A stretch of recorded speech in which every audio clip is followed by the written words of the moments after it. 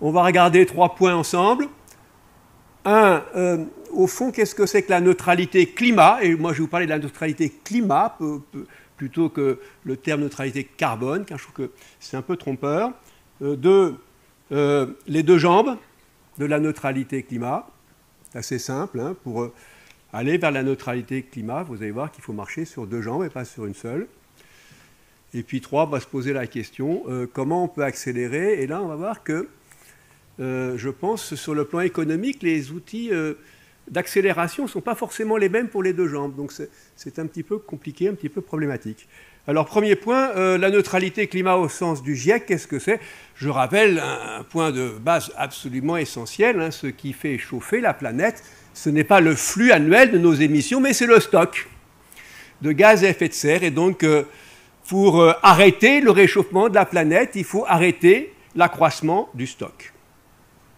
La neutralité climat, c'est cette situation dans laquelle il faudra arriver le plus vite possible en faisant que le flux qui rentre est égal au flux qui sort. Et là, on est en neutralité climat pour tous les gaz à effet de serre d'origine anthropique.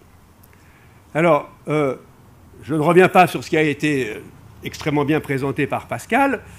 Évidemment, c'est une transformation absolument énorme. Et j'ai mis en bas du tableau un peu quelques références.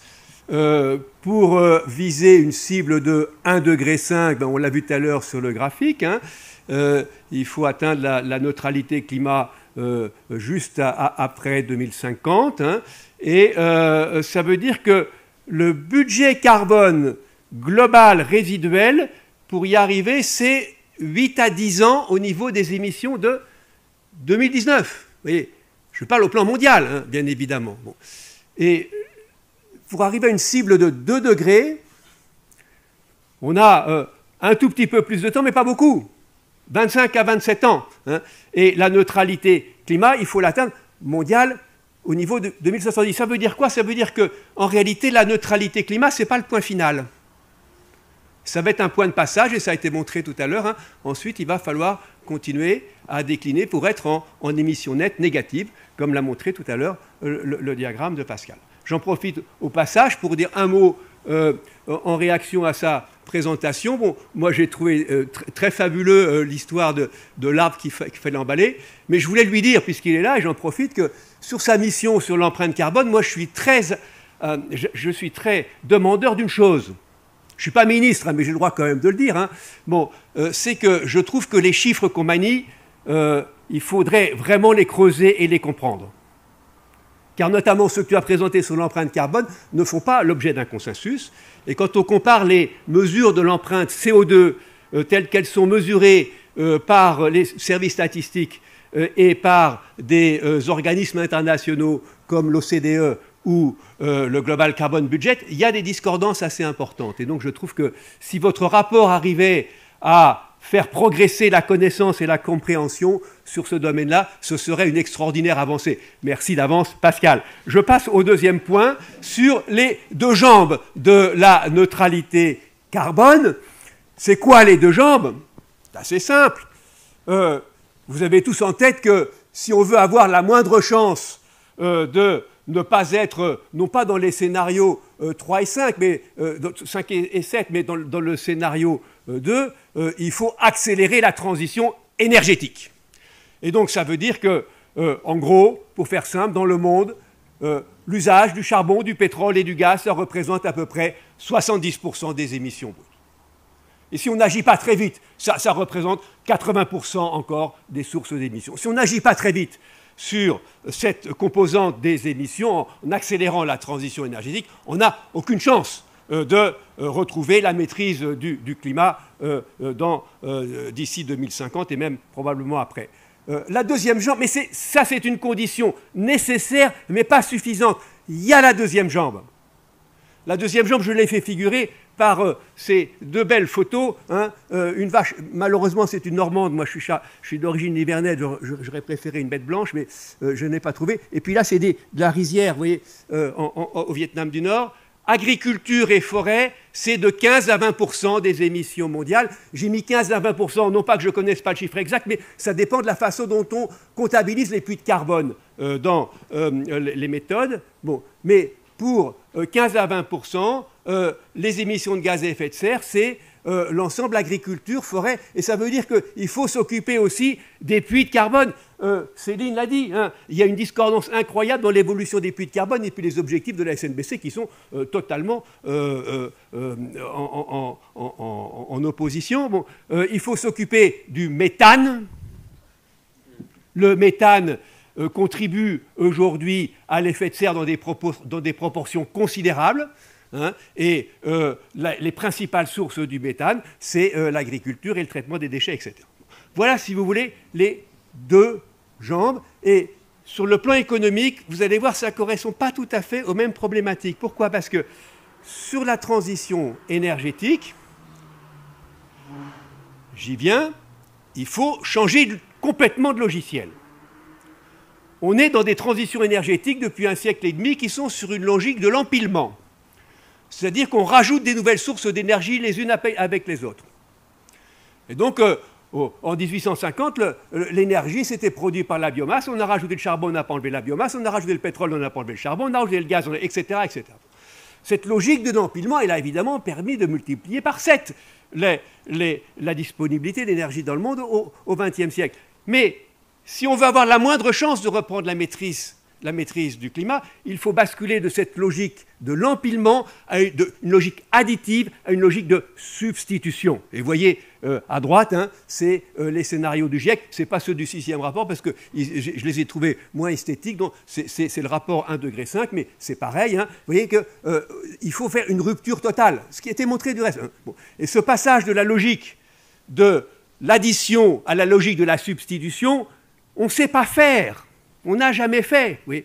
Et il va falloir en fait trouver les moyens de rationner les énergies fossiles pour accéder. Il ne suffit pas de rajouter des piles à hydrogène, du renouvelable, de la batterie, etc. Tout ce que vous avez. Vous avez montré le beau côté hein, de la transition énergétique. Ouais, c'est fun. Mais ce qui est moins fun, c'est qu'il faut sortir des fossiles. Et les fossiles font de la résistance. Et ils font de la résistance pas uniquement parce que c'est des méchants, mais parce que si vous voyez en ce moment ce qui se passe sur le marché du gaz, hein, qu'est-ce qui se passe sur le marché du gaz? Pourquoi ça explose? C'est parce que si on arrête de fournir du gaz, tout simplement, on n'a plus assez d'énergie. Bon. Donc les fossiles font de la résistance, et c'est ce phénomène de investissement-désinvestissement qui est absolument majeur pour la transition énergétique. Et il va falloir trouver les moyens de rationner ces énergies fossiles. C'est la raison pour laquelle, évidemment, vous me voyez venir dans les accélérateurs, et c'est le 3e partie de mon exposé. J'ai encore combien de temps, Yves? 5 minutes? À peine. Oh non, quand même. Mais, oh. Alors, 5 minutes, bon, c'est la 3e partie. Donc il y a 3 parties. Hein. J'ai pris 5 minutes pour les 2 premières. Donc pour la 3e, j'ai 5 minutes. De toute façon, il ne va pas me couper le micro puisqu'il n'est pas là. Alors, c'est les accélérateurs. Alors, je crois qu'il y a des accélérateurs qui sont un peu les accélérateurs sociétaux, on va dire. Donc, je les rappelle juste. En bas à droite, les impacts du climat, ils sont là. Hein. Moi, quand j'ai commencé mon premier cours d'économie du changement climatique en 2004, 2003, c'était presque un cours de développement durable, vous voyez. Bon, là, maintenant, on ne discute plus. Hein. Les impacts, ils sont là. Donc ça, vraiment, c'est ce qu'a dit tout à l'heure Jérôme. Hein. Ça motive quand même les gens.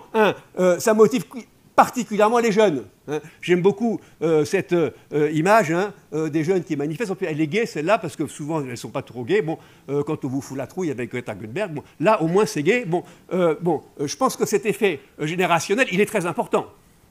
Il est très important, si vous voulez. Parce qu'en gros, la plupart des décideurs ne seront plus là quand vraiment on verra les résultats de ce qu'on fait ou de ce qu'on ne fait pas sur le changement climatique. Bon, moi, par exemple, je ne verrai pas les résultats. Mes étudiants le verront un peu mieux. Et mes petits-enfants, moi j'en ai 2 qui sont nés en 2020, là, eux, ils verront vraiment. Le point à gauche, là, très important. Je n'ai pas le temps de le dire parce que sinon, il va me dire que je suis trop long. Il y a une révolution majeure dans les coûts. Cette révolution, elle est triple. Un écrasement des coûts sur la production des énergies renouvelables, un écrasement des coûts sur le stockage de l'électricité, un écrasement des coûts sur la gestion intelligente des réseaux. Ce qui fait que dans la décennie 2010, pour la première fois depuis 1 siècle et demi, des technologies extrêmement anciennes connues comme le photovoltaïque. Le premier panneau a été posé à Manhattan, c'était 1880, l'éolien, etc., deviennent rentables. Les fossiles sont en train de cesser de gagner toutes les batailles de la rentabilité. Dernier point, la Covid est évidemment un facteur d'accélération. Alors, les facteurs d'accélération sociétaux, c'est bien. Moi, je suis économiste, il faut que je gagne ma croûte. Et donc, je pense qu'il y a aussi des facteurs d'accélération que les économistes peuvent aider à mettre en place. Sur la transition énergétique, à mes yeux, il n'y a pas photo. Si on ne renchérit pas les coûts d'usage de l'énergie fossile, on n'a aucune chance d'y arriver. Même si la Commission européenne nous file combien 750 milliards, hein, bon, enfin, elle nous les file pas exactement du reste, mais bon, on ne va pas rentrer dans les détails ni dans les polémiques, mais merci quand même pour ce que vous donnez. Hein. Bon, il faut renchérir les coûts de l'énergie fossile et donc tarifer le CO2. En France, ce débat a été enterré. Bon, je pense qu'on est dans la situation qui est décrite par cet excellent dessin pour la taxe carbone québécoise, naturellement. On s'effraie devant la souris taxe carbone alors que le dragon du réchauffement climatique, on l'ignore. Je pense que par contre, ça bouge énormément au niveau de l'Union européenne. Dans le cadre du Fit for 55, tout ce qui est en train de se mettre en place sur le marché des quotas est extrêmement important. Et du reste, on a déjà fait passer le prix du quota de 30 à 60. On ne fait pas les mêmes choses en matière industrielle lorsqu'on a un prix du CO2 à 60. Bon. Et puis, sur l'empreinte carbone, ça a été dit par Pascal, mais de façon un peu allusive, hein, le prélèvement à la frontière, c'est fondamental. Parce que qu'est-ce que c'est que le prélèvement à la frontière? C'est tout simplement taxer l'amont de l'empreinte carbone. Bon, c'est très compliqué à mettre en place, c'est plein de pièges, je ne rentre pas dans les détails, j'ai fait un rapport complet là-dessus, y compris dans un séminaire organisé par la Commission européenne, mais bon, c'est quand même une marche en avant. Sur la deuxième jambe, ce qu'on appelle la transition agroécologique, là, la taxe carbone, ça ne marche plus du tout. Ça ne marche plus du tout. On n'est plus devant un problème de rationnement. Je suis dans un problème de réinvestir dans l'abondance du vivant. En gros, qu'est-ce que c'est que l'agroécologie? C'est utiliser les différentes composantes du capital naturel pour faire de la production intensive. Bon, donc, vous voyez bien que vous êtes fondamentalement dans un problème de réinvestissement dans le vivant. Et là, on sait à nouveau pas très bien faire. On sait faire ce qu'il faut pour mettre en place des taxes carbone, on n'y arrive pas toujours parce qu'on n'arrive pas à maîtriser les effets distributifs, comme tu l'as dit, mais sur l'agroécologie, c'est beaucoup plus compliqué. Je pense qu'on voit quand même se développer beaucoup d'initiatives sur les territoires au plan microéconomique. Le problème, c'est le passage à l'échelle. Et le problème du passage à l'échelle renvoie, à mon sens, à deux problématiques qui seront vraisemblablement traitées tout à l'heure par Jean-Christophe, je ne sais pas s'il est arrivé. La réforme de la PAC, qui est un enjeu clé, avec la tarification, évidemment. La PAC, ancienne méthode, a été efficace parce qu'elle a changé les prix. Là, il faut que la PAC donne des valeurs pour les services sociaux écosystémiques. Et puis, il y a un problème fondamental. C'est le type de spécialisation agricole dans laquelle on est et la place de l'animal. Pas uniquement dans les systèmes alimentaires, aussi dans les systèmes agricoles. Et croyez-moi, lorsqu'on fait l'histoire des systèmes agricoles, on voit que les grandes ruptures agricoles, c'est toujours un changement du rapport de l'animal au sol, la résorption de la jachère, etc. etc. Je ne vais pas vous faire un cours là-dessus. Et je vais terminer par ce petit dessin que j'aime beaucoup. Bon, certains experts vous diraient il est déjà trop tard. Et alors, si on est dans cette logique, il est déjà trop tard, eh bien, vous voyez, moi avec mon tracteur, ouf, eux avec leur bagnole, ouf, les autres encore avec leurs usines, les avions, ouf, on peut y aller. Non, il n'est pas trop tard. Merci de votre attention.